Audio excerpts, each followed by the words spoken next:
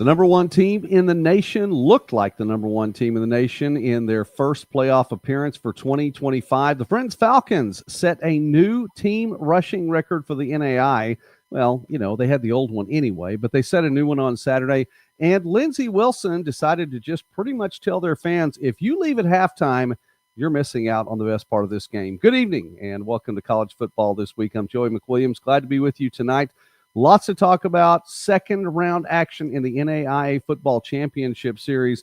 We will get to all 8 games that took place on Saturday. But first, I'm going to bring in tonight's guest as I get to visit with the play-by-play voice. If it will show up here. Let me see if I can get that there. There we go. Asher Lynde. We got it. There we go. Push one button too many times there. Asher, who is the play-by-play voice of the Montana Tech Diggers. Go Diggers. How about them Diggers from Butte? Trying to get all my Diggers phrases out there. How about them Diggers from Butte, man? Man, what a crazy game that was, huh? Absolutely. We'll talk a little bit about that, too. So you come away with a victory, 31-21, the final. You get the win at home. Just your overall assessment of the game first. Oh, I'm still kind of digesting it. That was definitely the best game of the year, and as it should be, being in the playoffs. And talking with everyone this week, everyone knew Carroll was much better than the first time we played them in September at the beginning of the year, and Tech has been much improved as well. And I think that showed.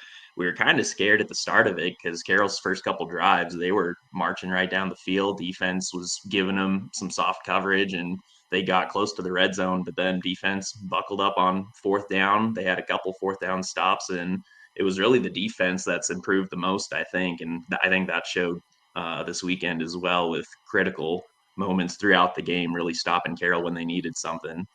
Absolutely. And, one of those things about having seen them once already, your team, and I'll just say your team for lack of a better phrase there, your team had a different feel too, I would imagine, because Jarrett Wilson, who has established himself so well this year as a starting quarterback, he really wasn't established, I would say, that much at that point in time. Still breaking in the role there, and as you faced Carroll earlier, he had a fantastic game. Statistically, on Saturday, he was 11 for 16 passing, nearing that 75% passing mark, just 97 yards. 2 passing touchdowns, though, and had a receiving touchdown, too. Yeah, he's been just so fun to watch. And like you mentioned, they were still on the 2-quarterback system at the start of the year just because Coach Sampson's quarterback room was so competitive at the start of the year. He literally didn't know who his guy was going to be. So it was the first 2 games, season opener against Western, him and Casagrande played, and then Carroll was our second game. They both played in that. And then the third game, I think, was our non-division game, if you will, against Rocky, was when he first took over and played the whole thing. And in that game, even, it was like, okay, this dude's legit. And it's ironic because that game was the one he threw his only interception of the year. Of course, the game he's starting for the first time, but he shook it right off and did great and has done exceptional. I'd say more than exceptional this year. And he can really do it all. Coach Sampson loves him. I talked with him. He's like the shiftiest guy, I think. He's like the most underrated athletic kid. He's got wheels that you don't think he would have, but they think he's one of the fastest kids on the team, and he had a 60-yard run yesterday and showed it. So Wilson's been awesome. He's been really fun to watch, and it's his first year starting at college level, and he's doing this like 75% completion on the season, and your first year doing it is pretty impressive. Yeah, it's not bad. Oh, by the way, I left out the 15 carries for 94 yards, too. I wanted to bring a couple of points from what you said just then. And number one is this, that you just casually went through just the one interception. His touchdown interception ratio is almost unreal. I mean, it's nearing 30-1 now. I think 29-1, 28-1. I think so, yeah. I haven't looked at it. It was like 26. It might be 30. I thought he had 28 touchdowns. It's somewhere there. It is close to 30-1, which is still just insane at any level of football. So it's been really cool to see.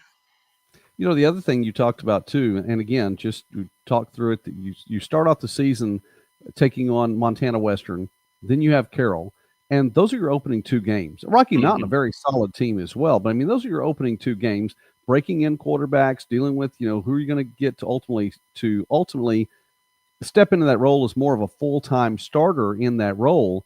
And yet you come away with wins, and it really, I think, launched your season to the point now 12-0. It's historic numbers for the program.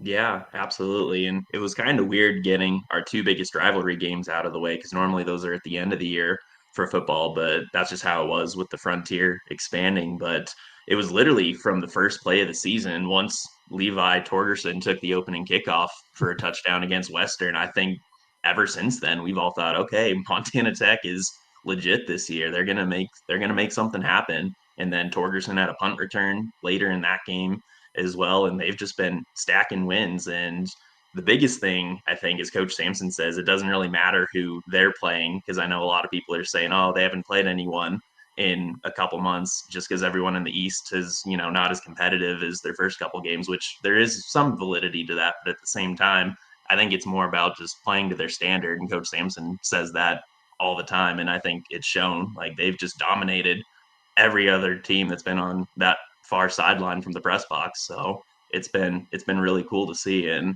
hopefully they can keep it rolling. We're visiting now with Asher Lynde. If you're just tuning in, he is the play-by-play voice of the Montana Tech Orediggers. Shout out, by the way, to Matt, who's in the chat tonight, and I invite you, if you are watching us live, let us know from where you're watching tonight and who you are cheering on. Matt, by the way, Asher is a fan of Mayville State, and to the point you're making just a moment ago, the competition, the numbers are going to be different from some of those teams that were in the East this year. Mm-hmm. I would say that the opposite of that if people are downplaying what was in the East, I would say Montana Tech was just that much better than pretty much everyone around. I mean, Dickinson State was down a bit this year, no question about that. Mayville State, solid program. Dakota State, really great season. Case could be made for them to make it into the playoff field as well. So there was some solid play over there, and just what Montana Tech did was just that much better. Yeah, for sure. And like you said, Dakota State was one of the first teams to miss on the playoffs. So they certainly had a case. They finished, I think, 8-3 on the year. So if they had one more win, they probably would have made it in as an at-large, as only a two-loss team. But even then, that was technically our closest game in the East, and we won that game by 4 touchdowns. So I think just this year, Montana Tech's got all the pieces they need. And they did have some guys go down with injury the last couple of weeks of the regular season, but because they got the bye for the first round of the postseason, I think most guys are back healthy now. They might have to get an extra ice bath in after this past weekend, but overall, I think they're pretty healthy, and they just got weapons in all 3 phases. I mean, they talk about it, special teams. Torgerson can do it on special teams and offense. The defense has been lights out all year, so they've got some dudes for Montana Tech for sure. Okay, we're going to talk about Torgerson in a second, but I have to ask you, do you get an ice bath after a game where the temperature is below freezing like that? I mean, what was it? It was in the 20s, right? Yeah, I think overnight before kickoff, so like Friday night going into Saturday, dropped down to 2 or 3 degrees, and I think at kickoff it was about 25. I feel like that's a pretty average Montanan thing to do. 25 is like springtime weather for us, so that's pretty warm. That's shorts weather, honestly, for most people. So I'd say an ice bath would be pretty justified. Throw it outside too, why not? Oh, exactly. Well, why not? Well, hey, listen, you're talking to this Oklahoma guy who it's in the 30s right now, and I finally got the heat working in the studio, Asher. So the last couple of shows I've had the coat on while I've been in here in 30-degree weather. So there'll be no shorts for me. That's all right. I know you guys aren't used to it down there. We're going to be begging for 30-degree weather coming up in a few weeks once it gets down to -10 or -20 or however cold it gets. It gets pretty brutal up here in the winter, but that's just how it is. With respect, I would really like it if you would just keep it up there, and that's fine. But if Montana Tech keeps winning, you're going to be playing in Fort Worth. And so there's an opportunity to play it, and it will probably, not be in the 70s or anything on December 20th. We'll see how that all works out. Let's go back to Levi Torgerson for a moment. And I think there's a lot to be said for him. He was the Frontier Conference East Player of the Year, which means he can be in the running for National Player of the Year. And why not? You look at some of these numbers that he's done. Touchdowns alone, 14 receiving touchdowns, 4 passing touchdowns, a punt return for a touchdown, a kickoff return for a touchdown. He has 20 touchdowns that he's been responsible for. Why hasn't Coach Sampson given him the ball and let him run with it? I have no idea. I'm teasing Coach Sampson. Anyway, though, Saturday 6 catches, 124 yards receiving, 2 receiving touchdowns, 1-for-1 passing, a 21-yard touchdown pass to his quarterback, Jarrett Wilson. And for our Bet the Barn segment, by the way, which we have here, and if you've ever seen that, we do our own Vegas numbers here, Asher. And we had Levi Torgerson over under 2.5 touchdowns in any way that he seems to get them. I took the over on that one, and I was right. 3 touchdowns on the day. What a season he's had. That's a good bet there. What was that? What'd you say there at the end? Well, what a season he's had, but what a game he had on Saturday, too. Yeah, absolutely. He's just unreal. I mean, I think I've kind of run out of words to describe him, and anything I do say to describe him, I've already mentioned this year. He's just unbelievable. I know the running joke is whenever they run a trick play for Torgerson, and on that one, it looked like a toss, and then he just stays in the backfield and threw to Jarrett Wilson. Not really a Philly special, but kind of the same idea of it, where Wilson just kind of flushes out to the right side, and no one covered him, and then he just jumped up and got it, and it was a touchdown. But the running joke is after every game, and it's still true to this point, they're like 100% passing, we're 5 for 5, let's keep it going. So he's got the best completion percentage even over Jarrett. I mean, technically, right? But no, Levi's just unbelievable. Every single game every time he steps on the field, it's like, all right, where's Levi? Like, what's he gonna do? Because like I said, from the first play of the season, you knew he could do just about anything he wants when he has the football in his hands. I want to give it a shout out really quickly. Some of the guys in the chat tonight. Of course, Matt, I've already said hi. Leo, thanks for watching this time tonight from Southeast Kansas. So a different part of the country, still in the Midwest. Hey, Dave, glad you're watching tonight. And Dave, of course, congrats to the Yotes. Solid team on all phases. We're going to talk about Dave's team a little bit more later. LaShawn Davis, Wichita, go Friends. Shout out to the Friends. We'll talk about them as well, probably for a little while. And Matt says where he is, and I'm assuming that's in North Dakota. I'm just guessing. Below 0 here tonight. So it's all over the country, a little bit cooler, except in, say, maybe West Palm Beach. I think we have someone else that wants to say hi. Okay. My cat's trying to sabotage this meeting. It's all right. We've already had a cat in a video earlier this season, so I do my best. It's all right. It's no problem. All right. By the way, let me throw out one more thing. Levi Torgerson numbers really quickly. He is 5 for 5, and you mentioned that 100%, 102 yards passing. 4 touchdowns. He's thrown 4 touchdown passes. In comparison, here's perspective. Waldorf all year long threw 4 touchdown passes. The entire team. Mayville State, sorry, Comet fans, I'm going to throw Mayville State under the bus here. 5 touchdown passes all year long, the entire team. Rio Grande, 5 touchdown passes. Simpson, 5 touchdown passes. Here's even the kicker on that.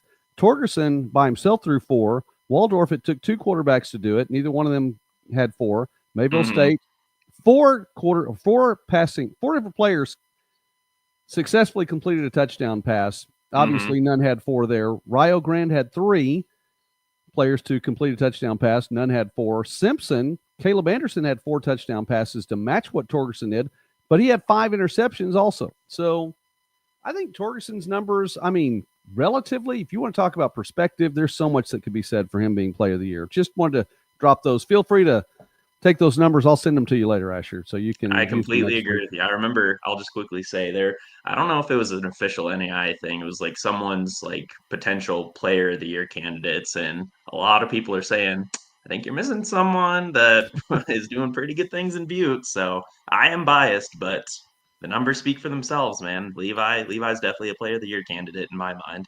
Well, if anyone's listening, obviously you need to keep him in mind. Whether or not that he gets your vote, he has to be somebody that's on the radar to be in the discussion there. Okay, defense really quickly, because you mentioned the defense was solid and really made a difference in this game. Carroll, Caden Hewitt goes down in the first half, I believe. And so he goes down. Quinn Stamps comes in. Stamps had a solid game. He did. But the defense had done a good job anyway against Hewitt. But the big play of the game was when Trey Yates recovered the fumble in the end zone in the fourth quarter. You were up 24-21, now 31-21, and that was pretty much what sealed the deal. Yeah, for sure. And up to that point, too, everything kind of flatlined. Like, even us in the booth were like, because after that, Ochoa had gotten his 3rd touchdown of the game, and he was just playing lights out in the 3rd quarter. Hats off to him. And everyone in the stands below us, everyone in the the suite next to us. So our press box is the second from the end, and then there's a bunch of seats for like fans and alumni and boosters and whatever to sit up there and watch the game. And you could just see body language all around was just down in the dumps, and for good reason. They were kind of squandering it away and just was letting Carroll get back into it. And hats off to Stamps again. That kid played his heart out, and a lot of credit to him. But I think that was the play of the game, is to really not only make it a 2-possession game, but really just to get some life back into us, into Alumni Coliseum. And it was a Helena kid too that hit him. It was Tyler Kovic, who's been really good against Carroll both times. I think he had an interception the first time we played Carroll in September. So a little point of pride there, I know, for them getting the Helena kids to do some stuff against Carroll. But that was definitely the play of the game, without a doubt. And that was the final score too. They needed something, and they just buckled down and got it done. Well, one last question, and I appreciate Asher you giving us time on a Sunday night here, and we Yeah. have other games to talk about. But I wanted to ask you really quickly. You get to host one more time for sure. Mm-hmm. Yep. Locked in for one more for sure, and you get to take on a conference opponent again. And I recognize it's part of what has to be done. No complaints in that. It's not a true bracket, but it's a championship series. It's a playoff field, and so it's set where you're going to be taking on College of Idaho once again. So talk a little bit about that matchup and how's it look coming in? Oh, if you thought yesterday was tough, I think this one dials it up a bit, because College of Idaho is like Carroll in the sense that they improved a lot since we beat them. But College of Idaho even more so than Carroll. I mean, look at that game. College of Idaho went to Carroll and just throttled them. And that was our closest game of the year. We won it off of a deflected pass at the end. It was, I believe, Mary Arrow, who had like 200 yards, I think. He was going off against us, but the ball was a little behind him, so he had to turn his body and couldn't get it. And then we got an interception at the end to seal the deal, and we only won by a field goal. So they were right there. So Montana Tech's really got got someone that has it out for them. They're going to play with a chip on their shoulder. They're going to come in super prepared. And I know both teams have gotten better, because obviously Tech has shown how much they've improved, but it's going to be a dogfight start to finish for 60 full minutes. So I think Montana Tech can do it. I mean, I have no doubt in my mind, but they're going to have to work for it, just like they had to work for it against Carroll. But it's going to be a great game. I'm okay with the rematch, because College of Idaho has been a great program for a while, and it's been really fun watching them. It's been really good games in the 3 years that I've been here. Every time College of Idaho has played us, it's been down to the wire. So it's going to be a really good one, I think. All right. Well, let us know then, how do people find you if they want to listen to your broadcast? Where would they go online to check that out, or even local radio? Sure. It's on kbow550.net, and there's something on there. You just hit listen live, and hopefully I'm there. If not, then you might want to call the number and get that figured out. But we haven't had many technical issues this year, so trying not to jinx myself. But yep, KBOW 550, and should be another really good one. I'm just super excited, and talking with the staff, I'm just super happy for Coach Sampson, because this is his first playoff win, or postseason win, or whatever you want to call it, is in his tenure at Montana Tech. And it's just been right there the last couple seasons. And him and his staff have really worked hard, worked their butts off, and they just love what they do. They work together. It's just super fun to watch. And I'm glad they got one, but I know they don't want one. They want to keep this thing going. We want to go to Florida. If the top four, if it's chalk like it has been, I think we'd go to Kaiser. So we want Palm Beach and Fort Worth for sure. Absolutely, and rightfully so. You should definitely want that. Goals, all about goals. Absolutely. Well, Ryan, thank you so much for watching or being with us tonight, and allowing us to get to watch you and be a part of the broadcast here on Midwest Sportsnet for college football this week. And we look forward to listening to your broadcast and seeing how those Diggers from Butte are going to fare again this coming Saturday against College of Idaho. God bless you, sir. Thank you for taking time with us. Absolutely. Thank you for having me, Joey. So be sure to tune in. That's going to be maybe one of the best games of the weekend. So should be super fun. No doubt. I'm going to let Asher take time there on Sunday night, and feel free to just X on out of that box. Asher, I appreciate you being with us tonight. Great competition going on, and obviously Montana Tech coming away with a huge victory on Saturday. Big win for the program, big win for all the fans as well. All right, let's go to, let's get rid of these. I need to do some adjustment on the wiring on that. I believe that wiring's just a little bit too short. So let's get rid of that. Let's go to the chat here really quickly tonight. And a shout out to everyone, Matt, and everybody who has been watching. Colton, thanks for watching. Get to see you tomorrow. Hope I get to see you tomorrow. Better get to see you tomorrow. You've got a presentation to do, I know. Robert, hey, hope you had a great Thanksgiving as well. We're going to mention your name a little bit later on tonight, so let's get right on into it. Not going to spend too much more time on Montana Tech and Carroll. We would just run down in order of the rankings there and where they've fallen in the seeds as well. But let's mention really quickly, Caden Hewitt, 10 of 12. He carried the ball or was responsible for the play 10 of 12 times those first 12 plays on the first drive. They turned it over on downs. Hewitt had the ball either passing or running 6 of 8 plays on the second drive, and then it was a missed field goal. The defense really stepped up for Montana Tech. And just before the half, the final drive before the half, Hewitt was sacked, went down, never came back in. Quinn Stamps took over. And again, Stamps 13 of 25, mainly in the second half, 187 yards passing, 3 touchdowns, no interceptions. Great game for Stamps. Carson Ochoa, once again, fantastic tight end, 5 catches, 125 yards, 3 receiving touchdowns. Chris Akulshin started but had no yards, didn't receive a pass over the course of the day. So it was a little bit of a different feel for Carroll. A lot of credit, I'm sure, to Montana Tech and to that defense. All right. We'll see how many cough drops we go through tonight. Right now we're at 1, and we will just go on through the rest of the second round matchups in the NAIA Football Championship Series. To the top team in the country now having won 15 consecutive games. You go back to last season in the national championship run. Grandview 62, St. Francis of Indiana 20. Grandview now 11-0 on the year. St. Francis falls to 10-3 with the loss. St. Francis up 6-3 off a 14-play, 90-yard touchdown drive to go up 7-6. And then Grandview. They scored touchdowns on the next 4 possessions, 10 plays total, 2 4-play drives, 2 1-play drives. Grandview was off and running and never looked back. It was a balanced attack by the Vikings, 254 passing yards, 242 rushing yards, and it was in all kinds of snow. Blizzard conditions, and to throw out the next number, you have to consider how white it looked watching this game, looking at it, again, from the comfort of Oklahoma, but watching this game, and Jackson Waring, 14 of 19 passing, 247 yards, 73.6%, 5 passing touchdowns, no interceptions. Oh, by the way, Waring had a rushing touchdown as well. He did that in the snow. Not a light snow. We thought it was going to be a light snow. That's what the forecast said on Wednesday. It was a heavy snow. Waring 73+% completion on the day, 247 yards, 5 passing touchdowns, no picks.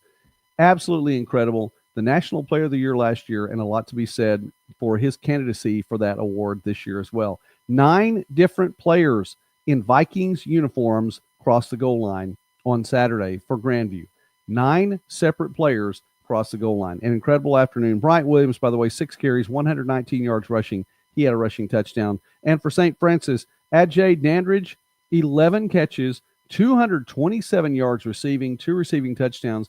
Fantastic day for Dandridge in the losing effort. Kaiser, they were in West Palm Beach, Florida.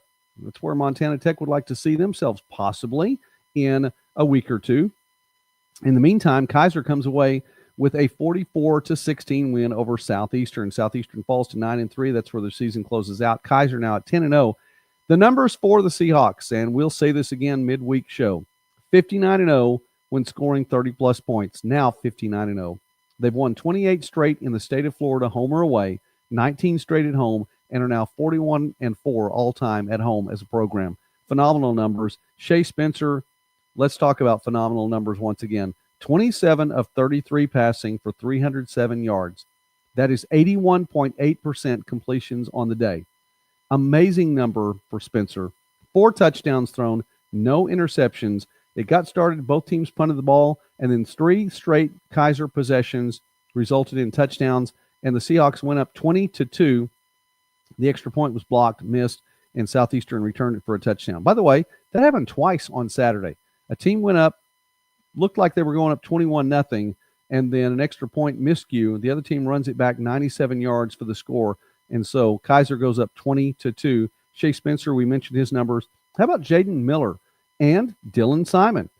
Miller has become the featured back this year, a strong back, but we talk about the fact that often it's a two-back set for the Seahawks, and it was Dylan Simon. Each of them on the day had 14 carries. Miller, 109 yards and 2 touchdowns. Simon, 47 yards, no touchdowns, but credit to both of them for what they did to continue that offense for the Seahawks. Elisha Edwards, 7 catches, 91 yards receiving, and 2 receiving touchdowns. And Kaiser found ways to get around Thomas Ibrahim, who had only 3 tackles for Southeastern on the day. Friends, the Falcons, the number 4 seed, 53-36, a win over William Penn. Credit to the Statesmen, now 12-2 on the season. 11-2, I believe, on the season. I think I typed that in wrong. 11-2 on the season, but what a great year for William Penn. And 36 points against that Friends defense, that is saying a ton. The Falcons are now 12-0. Cavante Baker, 15 carries for 86 yards, 3 rushing touchdowns, 1 of 2 passing, a 39-yard touchdown strike as well. He was responsible for 4 touchdowns on the day. Caden Rigsby threw a 31-yard touchdown as well. So the Falcons 2 for 3 passing on the day. Those 2 passes, completions, were both touchdowns. Cavante Baker, by the way, had the 28-yard touchdown carry that set the record. Yes, a new record for the Falcons. 4,641 yards. It's an incredible number, 5,641 yards. Incredible number, and they did it in just 12 games. And guess what, folks? The season is not over.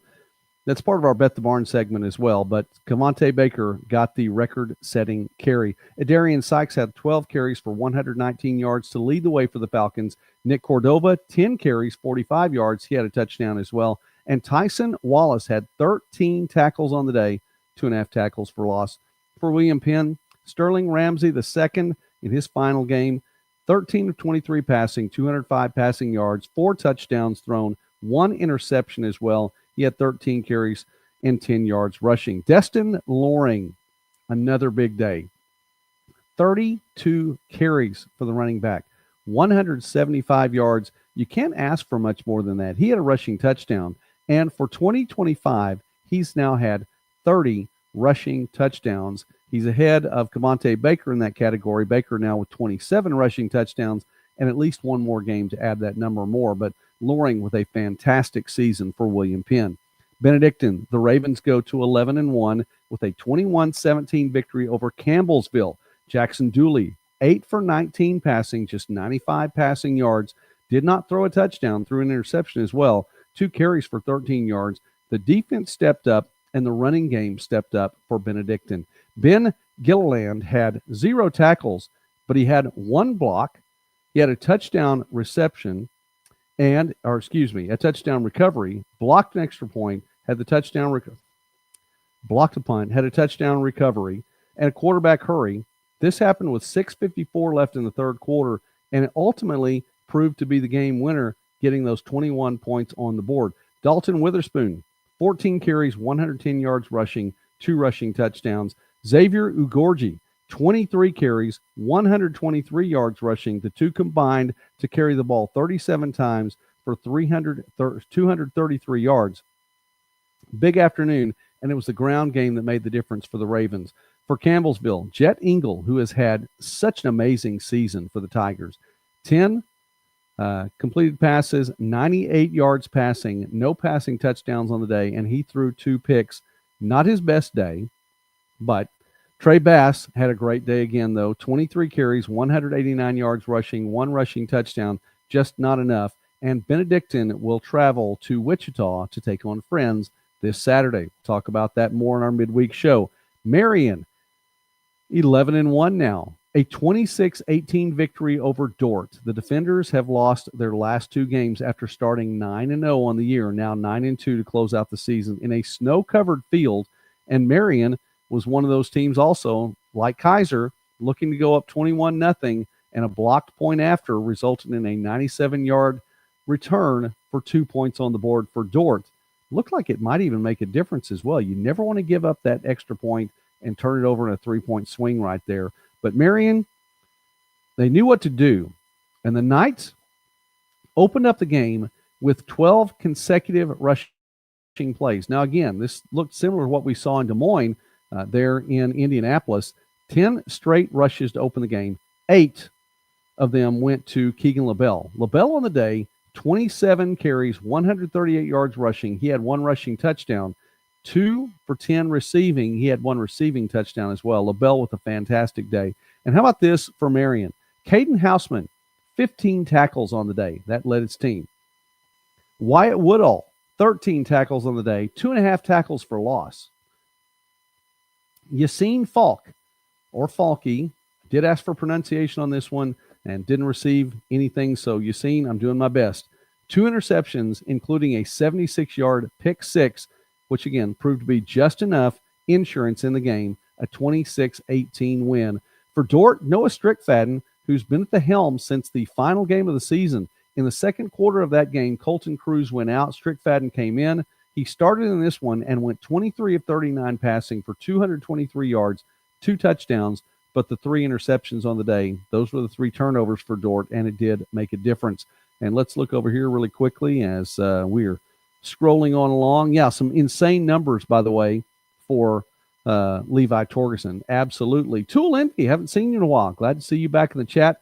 Grandview was at a 15-game winning streak. That is accurate. Grandview on a 15-game winning streak. They won 70 consecutive regular season games, but we're out of the regular season right now. We're in postseason, so they've won 15 straight in that one.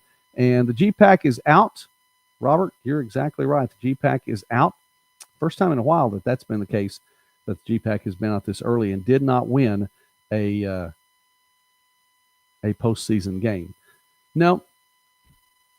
Did I say 15? I did say 15. You're exactly right. My goodness, Tool Envy. Thank you for keeping up with me there. They won 14 last year and 11 straight this year. Thank you very much. Man. The person who types in my notes, I'm going to have to check on that. Sorry about that. Thank you, Tool Envy, on that. 25 consecutive wins for Grandview. Let's move on along and brush that little mistake under the bus. All right, all smiles. Lindsey Wilson, 57, Indiana Wesleyan, 31. And again, the Blue Raiders pretty much said, look, if you leave at the half, you're going to miss all the fun. And that was the case. Indiana Wesleyan opened up a 24-0 lead. Lindsey Wilson scores on an 8-play, 79-yard drive to end the first half. Tate Rice to Tay Saunders for 28 yards with 7 seconds left in the half to go to 24-8 at the intermission. They went for 2 on their first 3 touchdowns because that wasn't the last touchdown that Lindsey Wilson scored on the day. Lindsey Wilson outscored Indiana Wesleyan 28-7 in the third quarter, 21-0 in the fourth quarter. Ultimately, after falling behind 24-0, outscored the Wildcats 57-7 from that point. Tate Rice, 22 of 35 passing for 382 passing yards, 4 touchdowns, no picks on the day, 2 carries for 18 yards. He was responsible for 400 yards of total offense. Tate Rice, what a season. And again, someone else who stepped in, came in week 2, and just took over and has not looked back since then. How about Tay Saunders? 18 carries for 79 yards, 3 rushing touchdowns, 5 catches for 65 yards, and a receiving touchdown as well. For Lindsey Wilson, Max Gainey caught the ball 9 times, 188 yards receiving, 1 receiving touchdown. He now holds the record for single season yards receiving, and the season isn't over yet, but 880 receiving yards. That is a new single season record. And Caleb Bridges, this is one of those numbers you look at and think, did I get this number right? Which, by the way, Tool Envy's already checked me on one number, but I'm pretty sure I got this one right. 4 interceptions. The top 2 Indiana Wesleyan receivers for the day had only 5 catches. Caleb Bridges had 4. Isaac Smith for Indiana Wesleyan has had only 4 on the day. So Kylon Polk from Louisiana Christian had 4 interceptions in each of the last 2 games for the Wildcats this year. Caleb Bridges has 4 interceptions in this game, and it was big. And you look at the numbers. For Arjun Lothe, 24 of 32 passing, 75% completion there, 234 yards, 3 touchdowns thrown, but 5 interceptions on the day, 4 of them at the hands of Caleb Bridges. And really, that says a lot about where your ball game is, too. And consider this for Indiana Wesleyan. The Wildcats got Ryan Whitwell back. Whitwell has not seen action since the season opener against Kaiser. He had 31 carries for 170 yards rushing and 1 rushing touchdown. That was big getting him back, but the interceptions make a big difference right there. Isaac Smith, 4 catches, 56 receiving yards, and 2 receiving touchdowns for the Wildcats. But Lindsey Wilson moves on, and they're going to be on the road taking on Grandview on Saturday. All right, I didn't mention where Marion's going. Marion is headed to West Palm Beach to take on the Kaiser Seahawks on Saturday. And College of Idaho moves on. We talked about them a little bit earlier, and sorry about this, Dave, but the Yotes got the win, 31-19 over Morningside. My read on this was lots of wind and chilly. I can imagine in Idaho it was chilly, but not too chilly for the folks from Morningside. They played in cold weather before. College of Idaho went up 20-0. 2 touchdowns, 2 field goals that just didn't look back. Caden Young on the day, 10 of 20 passing, 180 passing yards, 3 touchdowns thrown, 1 interception. He had 21 carries for 101 yards rushing as well. And Matthew Iwazimu, 3 tackles, 2.5 of them tackles for loss, 2 sacks, and 1 of those was a forced fumble as well. So it was a rough day for Zach Chevalier, although he put up some decent numbers, 27 of 45 passing, 276 passing yards, 2 touchdowns thrown, 1 interception. And for Drew Sellen to wrap up the season, 11 catches, 132 yards receiving, 1 more receiving touchdown. He has 18 on the season. Just a fantastic season for Drew. And how about Max Huff? He'd been out since about week 6. He comes back in as well. Another running back coming in late in the season. Unfortunately for both Ryan Whitwell and Max Huff, it's in a losing effort. 15 carries, 87 yards, 1 rushing touchdown. College of Idaho will go on the road to Butte, Montana to take on the Montana Tech Orediggers. And we look over at our chat once again, and all smiles from Tool Lynde. Thank you very much. My kid's been there 3 years now. They've gone 37-1 in that time. It's an incredible program. It is. And honestly, Tool Lynde, I mean, I love being right on numbers, and I just can't stand it when I'm wrong. But I appreciate the smiles and making sure I was right about that. I would hate to have gone on and listened to that later and went, what was I saying? So thank you for the help on that. Matt says, going to be pulling for Friends and cheering on Robert. Or I don't know if he's cheering on Robert or not. The Comet offensive coordinator came to us from Friends. Yeah, and I think there's a big part of your switch to your offense, and it's a different offense there at Mayville State this year. I hope it's something that sticks around too. Friends is a really cool offense to watch. It's totally old school. It is. But you know what? It's 2025, and Coach Harrison still making it happen. And I think there's a lot to be said too. And we're going to keep the voice tonight. I think there's a lot to be said too for Friends defense. We talk about a lot here on the channel in college football this week because the offense numbers, offensive stats are cool. I remember I think it was the Braves, with a couple of the Braves pitchers back in the 90s doing a commercial for somebody. I don't know. And they did not get the attention that they wanted. And so, you get somebody up there hitting home runs and the phrase to walk away was, well, chicks dig the long ball. And absolutely. I mean, home runs get attention. Offensive stats get attention. Friends' defense warrants attention. Montana Tech's defense warrants attention. Grandview's defense warrants attention. These are some teams that we talk about the offensive numbers, but the defense is getting it done. And so, yeah, Friends is a cool offense to watch, but you should watch their defense some too. It is a lot of fun. It is there. All right. Tool Envy said the Yotes never let Morningside get going. Dave, I know that you were watching that one probably a little more closely than I was in that, but that was the feel I got as well, that the Yotes never let Morningside get going. So in the meantime, Dave, not going to cheer for the Yotes next week. He's going to cheer for Hinchman's Diggers next week. And Robert, going to keep saying, if you can run the football and have a good defense, you can win lots of games. Absolutely.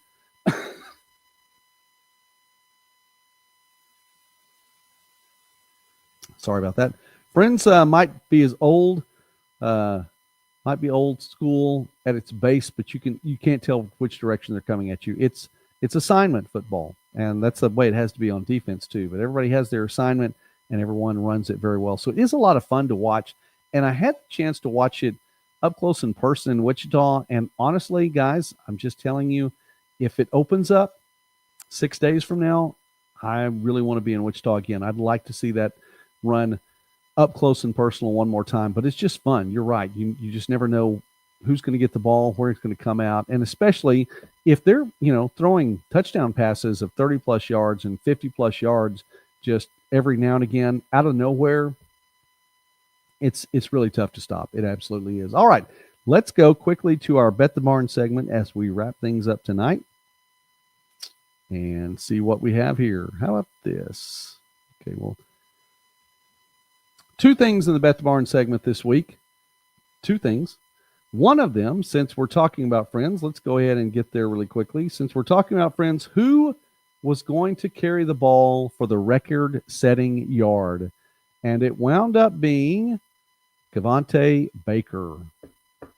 And I think the only person to have gotten that right was Robert. So shout out to Robert. Cavante Baker, 28-yard touchdown run for Friends, and he winds up getting that record-setting carry. So props to Cavante Baker, and the Friends season just continues to roll on along. And the other thing in our Bet the Barn segment was this one.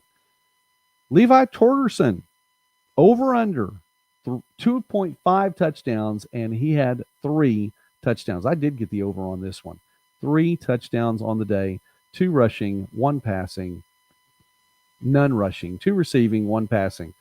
I think I need to wrap this show up. We're starting to lose it just a little bit. 2 receiving, 1 passing for Torgerson. So, Robert, you are our Bet the Barn winner once again. I didn't even have to change that graphic. You won last week too. So, everyone needs to get in on the Bet the Barn action this week. So, as we wrap things up here, here's the thing, Robert, and I'm sorry about this, but kids and grandkids are taking precedent in my life, and that's the way it's going to be. I hope you guys know that. I always talk about it being a community here, and I think of it sometimes as a family. Well, family's important, and so we have a couple more Christmas things coming up. So the midweek show will be on Wednesday this week, and we are doing a full-on show, so please tune in for that. We'll have the Bet the Barn segment on that one as well. We're going to talk about the quarterfinal matchups and throw some numbers out there. We'll make our picks, and I went 6-2 this week. How did you all do? I went 6-2, and I don't feel bad about it. I mean, I really thought about taking chalk and thought, no, there's no way that chalk prevails all the way through. And it has so far. The home teams won all 12 games so far in the 2025 NAIA Football Championship Series. I don't know that can keep up, but I don't know that I would bet against any of the home teams this week. That's for sure. So we'll see how that goes. We'll pick the games this week. We'll talk about our Bet the Barn segment, and we will get ready for one more Saturday of NAIA football. As always, it is a privilege to get to visit with you all. I love the community. I love that we get to talk. Tool Envy, nice to see your name back in the comment section once again. Shout out to you tonight, to Robert, to Dave, and sorry for the Stangs. They rolled as far as they're going to roll this year, but we sure do appreciate them so much. Shout out to Matt as well. And who else has been in here tonight? Colton. Shout out to Colton, LaShawn Davis. And I think that wraps everything up. Oh, yeah. Shout out to Asher Lynde. My goodness. Stops by the channel all the way from Butte, Montana.